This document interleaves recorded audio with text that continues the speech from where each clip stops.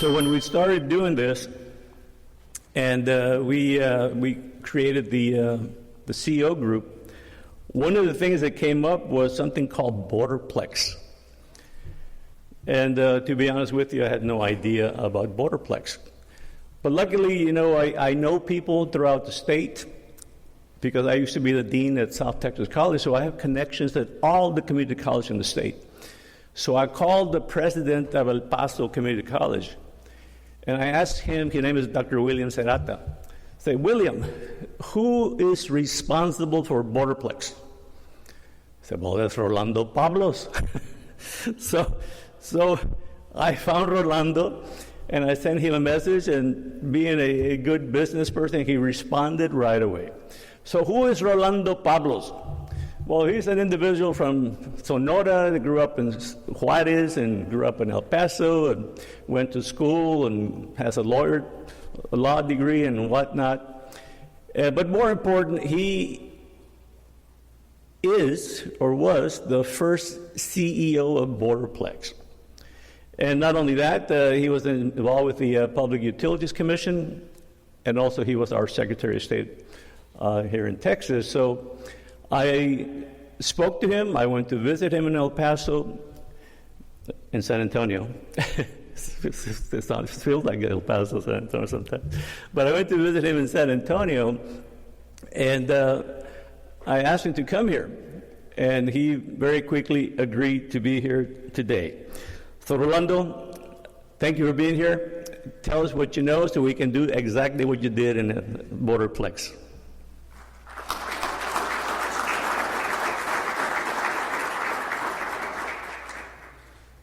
Thank you, Mario. Good morning, everyone. I'm so happy to be here. Judge, thank you for your leadership. I think what you're doing is definitely the right thing. It's got to start somewhere. The vision's got to begin somewhere. I was telling Rene Casavantes, look, I think that what I was saying is I was trying to figure out when the first time I ever came to Harlingen was, and I figured it out.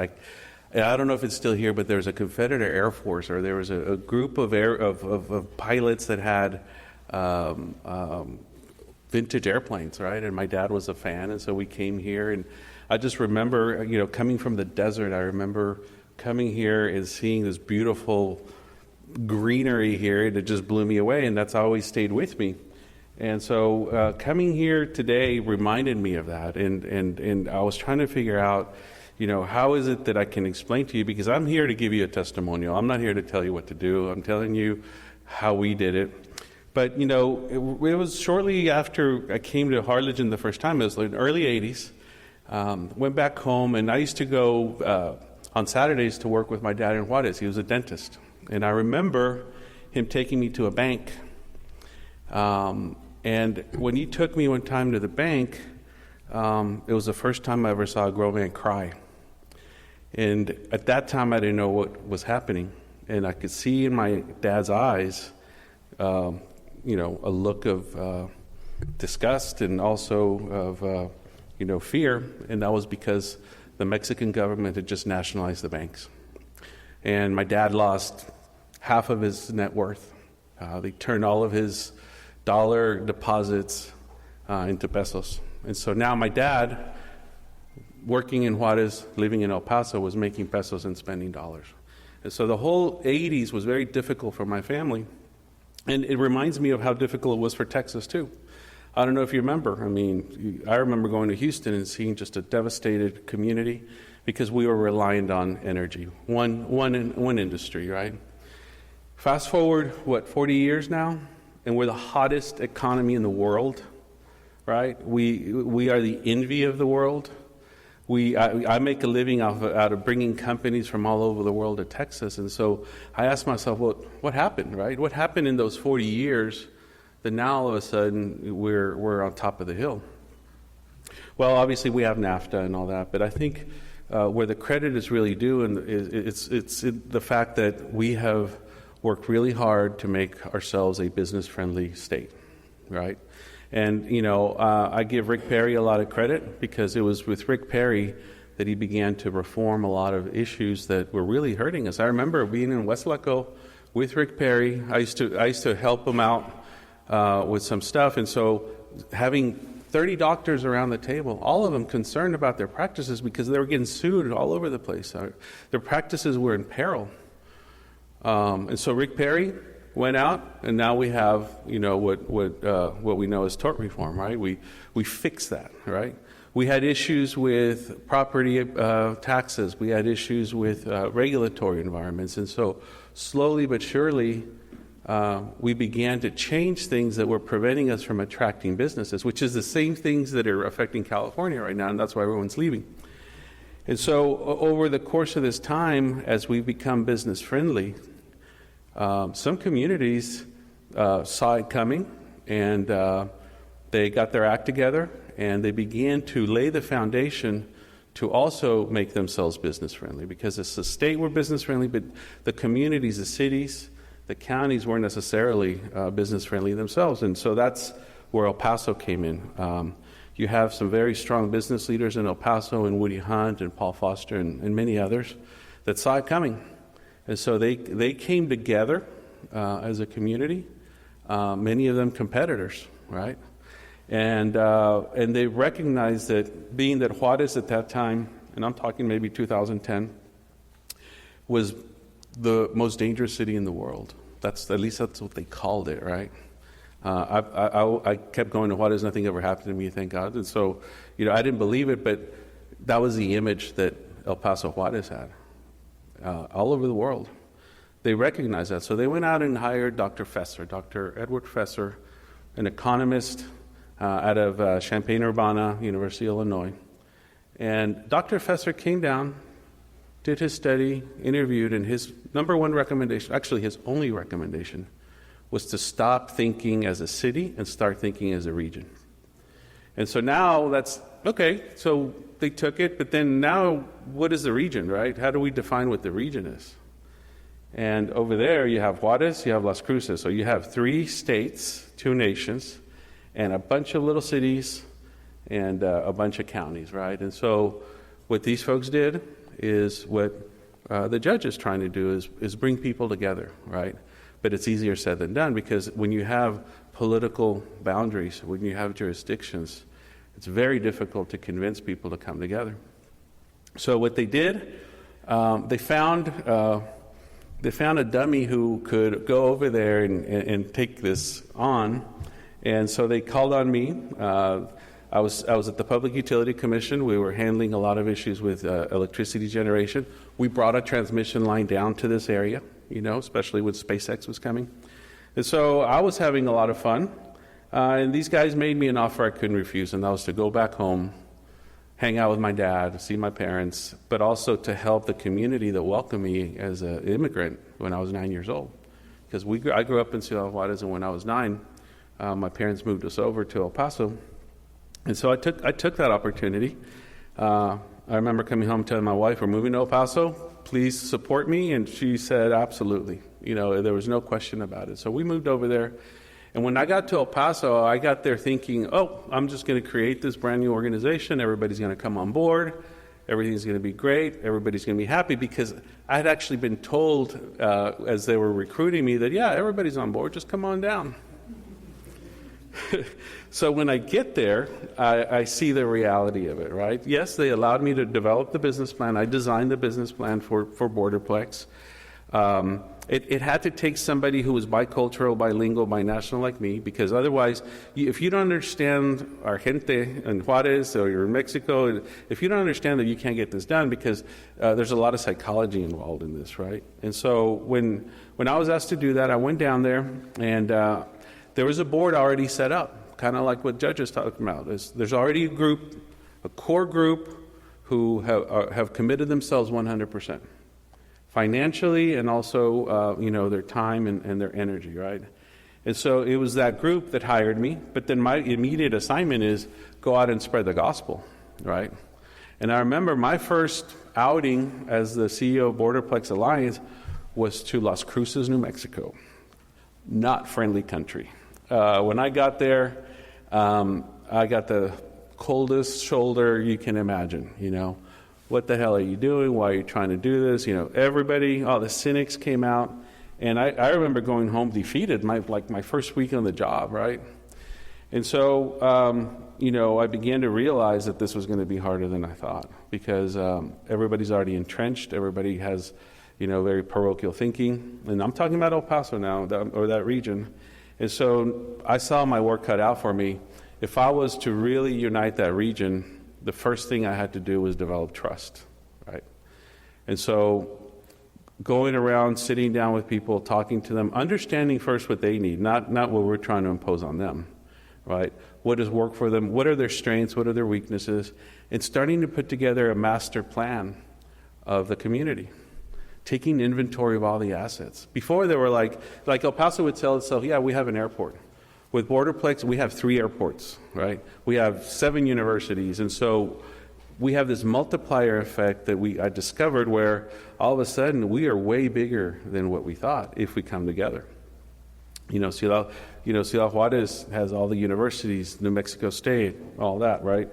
And so as I began this process, I began to bump into our elected officials, because this effort, by the way, was purely private sector.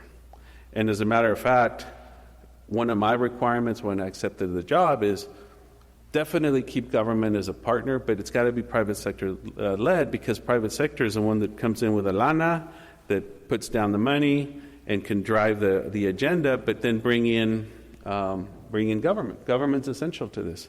And we had great government leaders, but they didn't want to talk to each other. So I discovered very quickly that the mayor of Juarez, El Paso, and Las Cruces, the mayors had never even talked to each other. I don't think they even met. And so you can imagine me going to the mayor of El Paso, Oscar Leeser, and Oscar's still there. He took a break, and now he's back. He's in his last year. Good friend. We weren't friends at the beginning, because the first meeting I had with him, he says, I don't like you. I don't want to work with you, and I'm going to give you 6 months to show me that you can create jobs. So I got up from that table and I said, okay, thank you, Mr. Mayor. Well, 4 months later, I got a 500-person call center.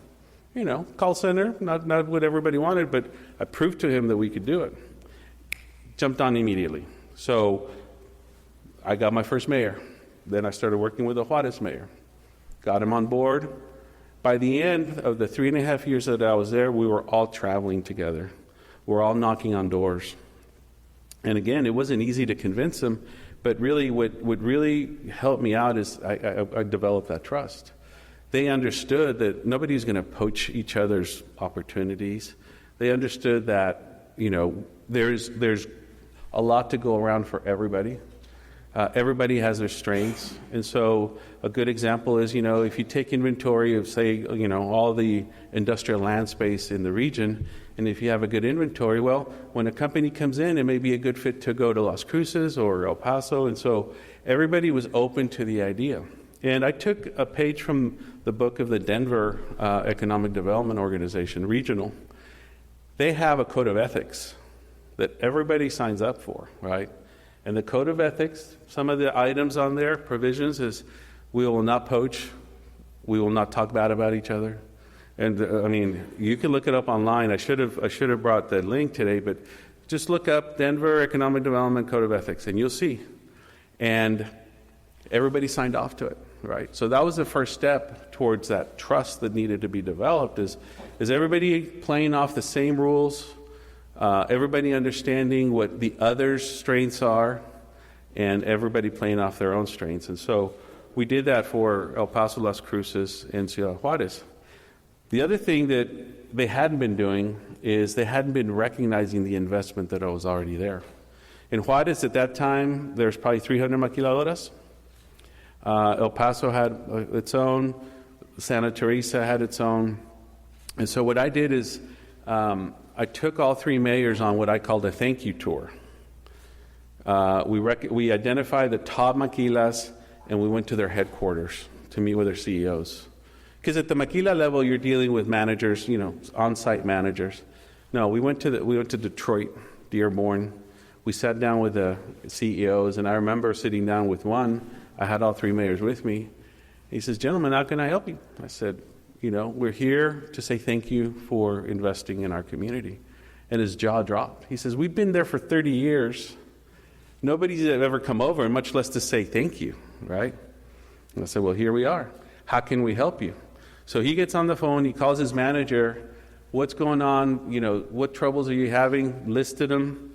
One of those, they've gotten a truck stolen, the street didn't have lighting. Well, the mayors got on their phones right there and started fixing everything, right? And so we proved to him that we cared.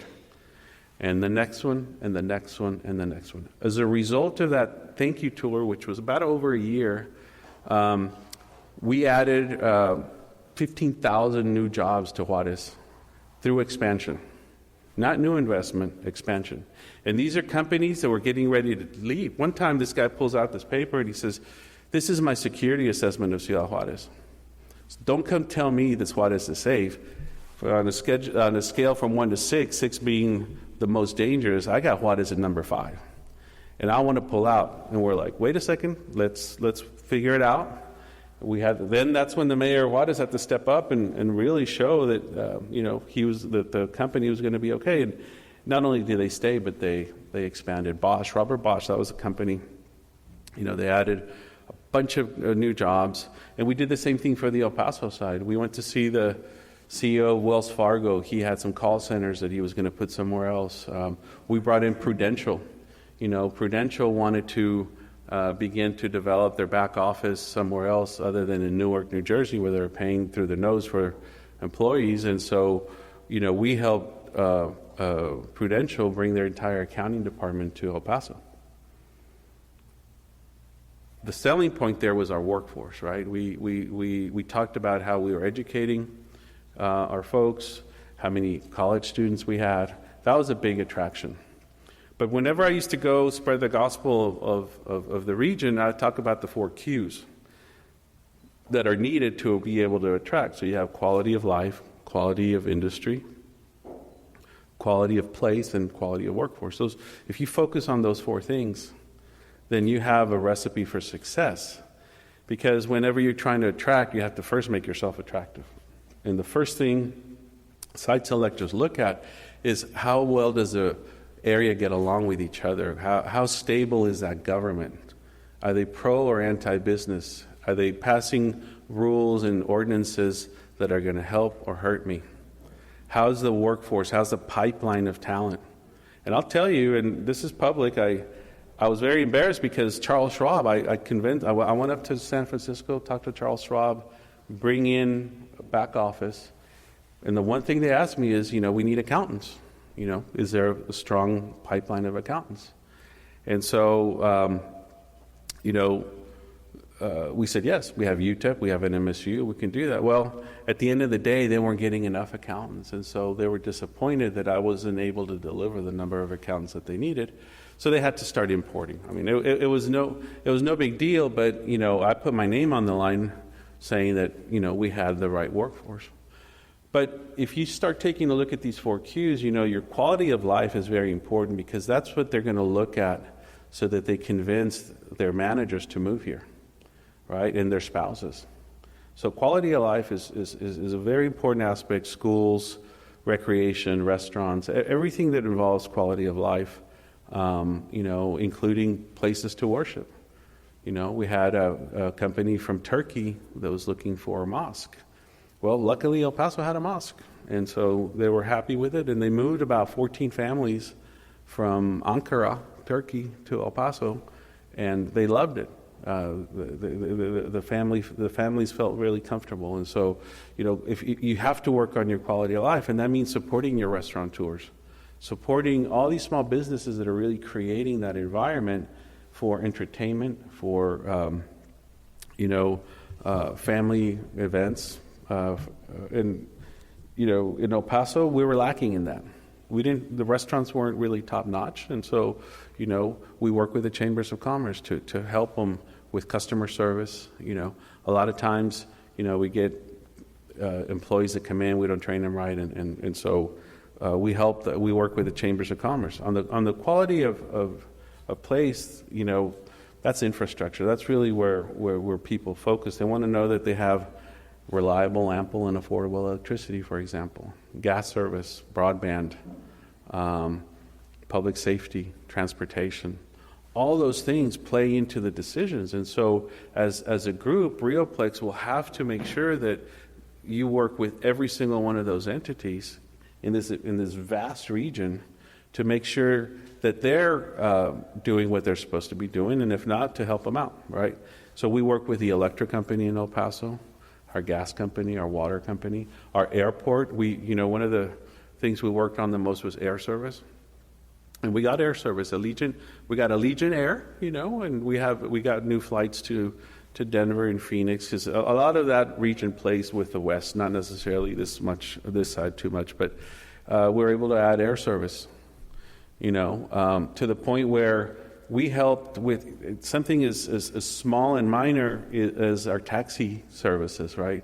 In El Paso, you would get out of the airport and catch a cab, and it was a 1980s Ford LTD that you wouldn't want to get into, right? And so we work with the cabbies to try to upgrade their fleets, right? Details, right? But going back to the quality of place, you've got to be able to work on your infrastructure. Luckily, you have good roads here. You have airports that have good service.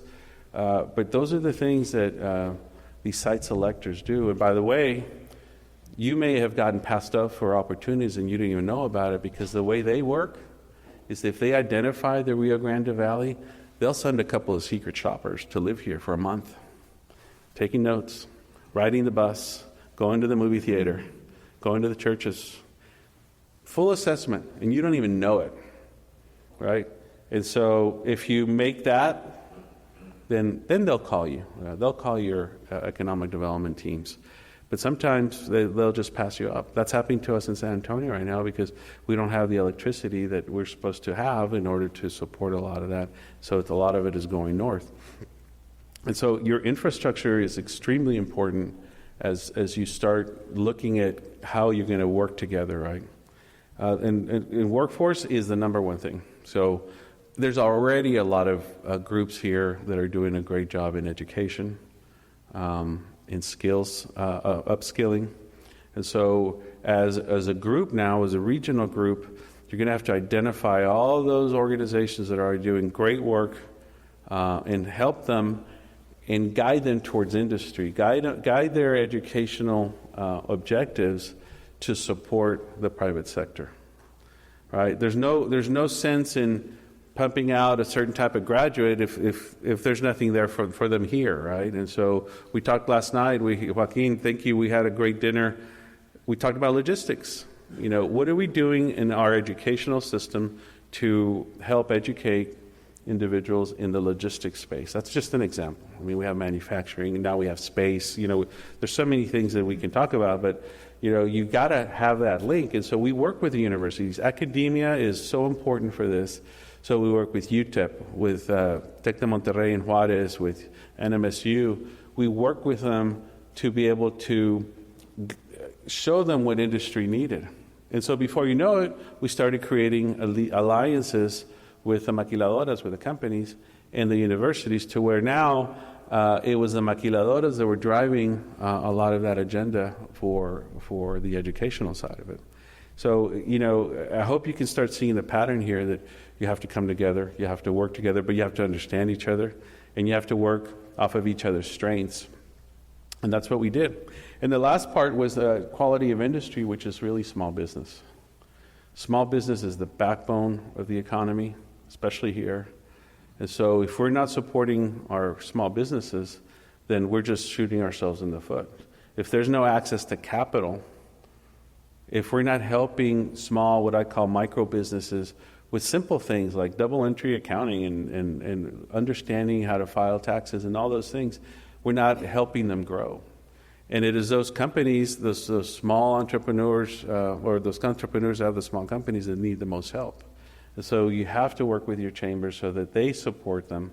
But also we have to create policy around helping them grow. Remove the barriers. Governor Perry, I was a regulator twice. I chair the Texas Racing Commission and the PUC, and his direction and guidance to us as regulators was very simple. When you're making the rules, make them fair, predictable, transparent, and then get the hell out of the way. I remember he always used to say that, and get the hell out of the way. Hold their feet to the fire. There's got to be rules. Everybody's got to abide by them. but don't trip businesses up.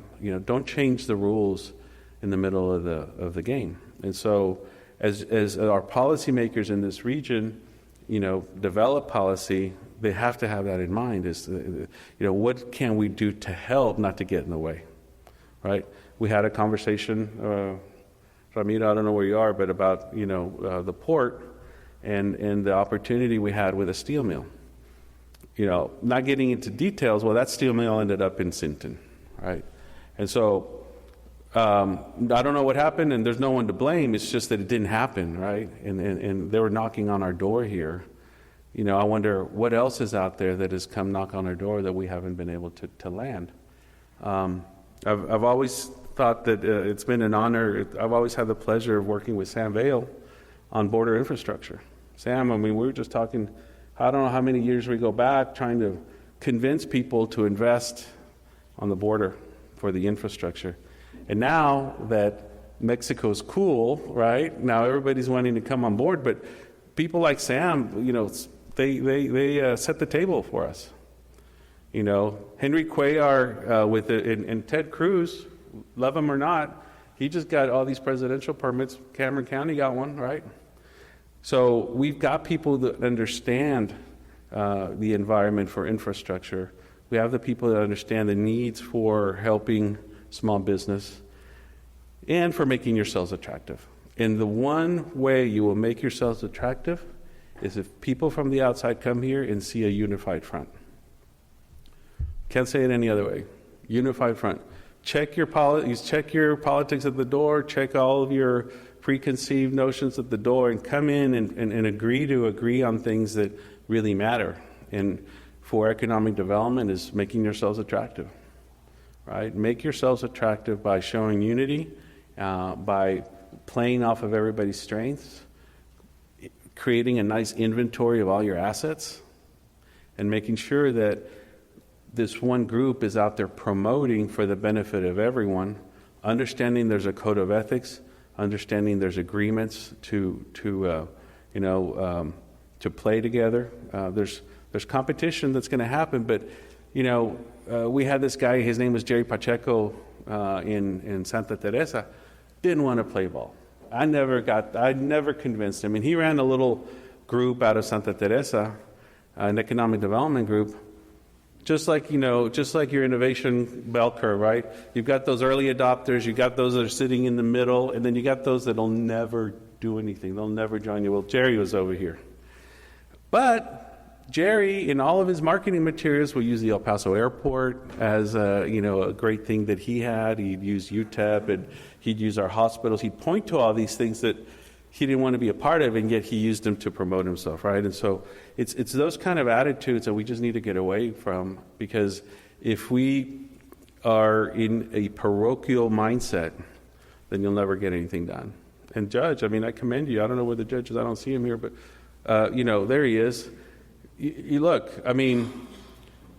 You're going to encounter headwinds because you're the person who's bringing this to the table, but people need to understand that you've got to start somewhere.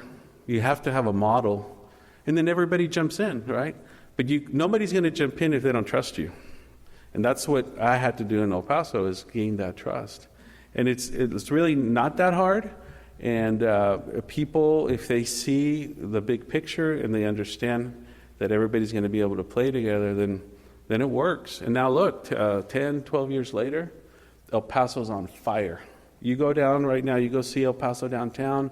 We brought in a baseball team, a baseball park.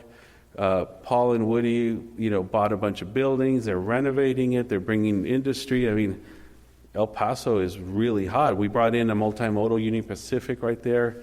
And so a lot of things happened in these last 10 years that are a result of that one effort, right? That started with two people probably sitting around drinking wine, right?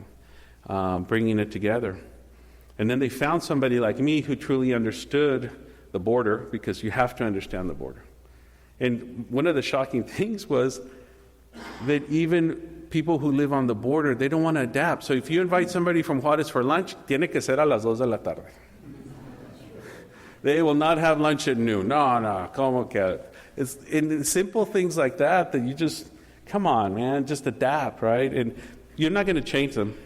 So there's a reason why I got like this. I always had 2 lunches.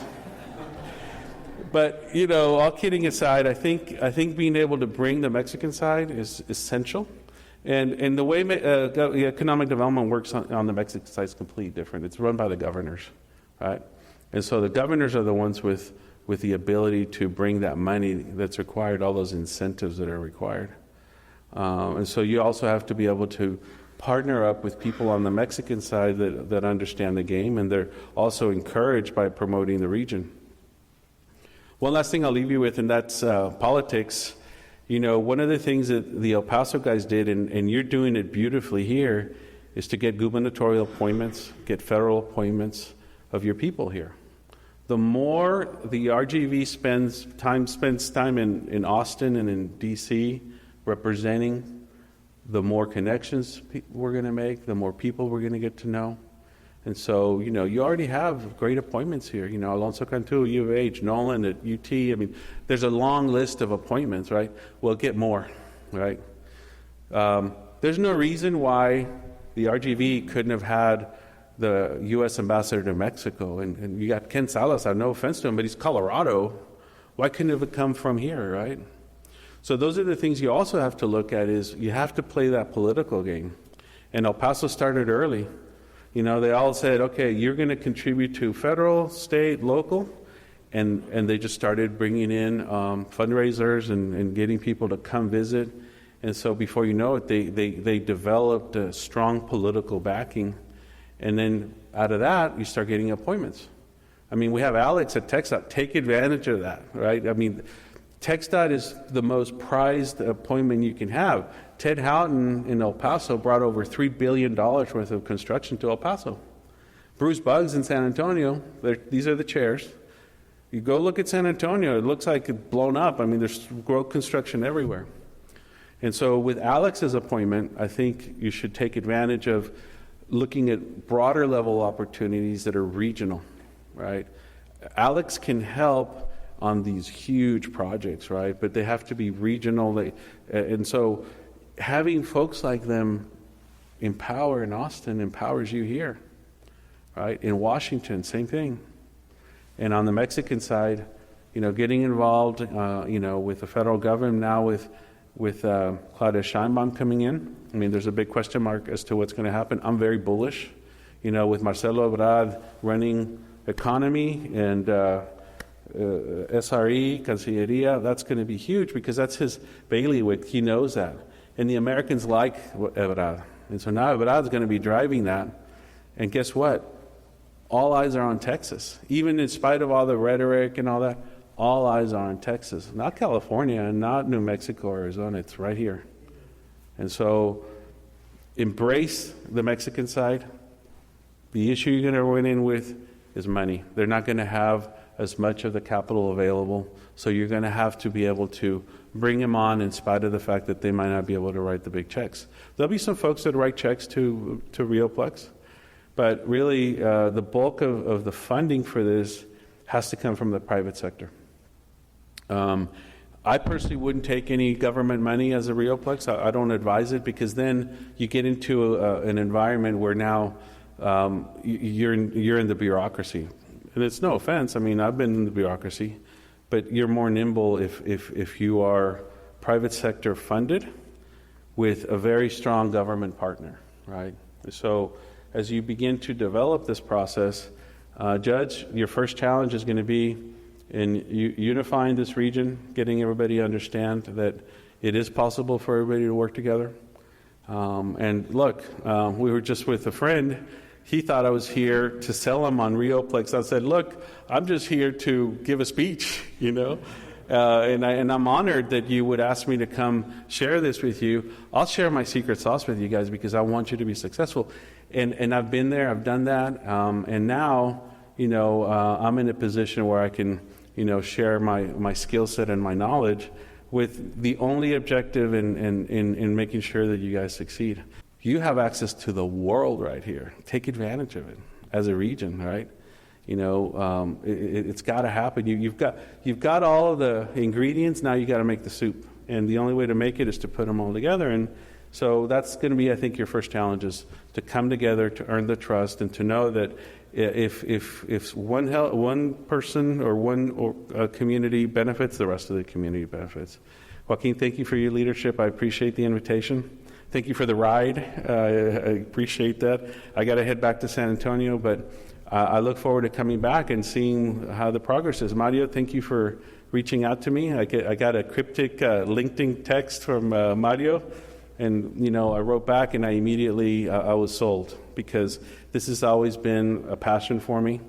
I was a border commerce coordinator for the state of Texas. I led BTAC. Sam was on that, the Border Trade Advisory Committee. And so this is my passion, right? And so anything I can do to help you, you let me know. Thank you.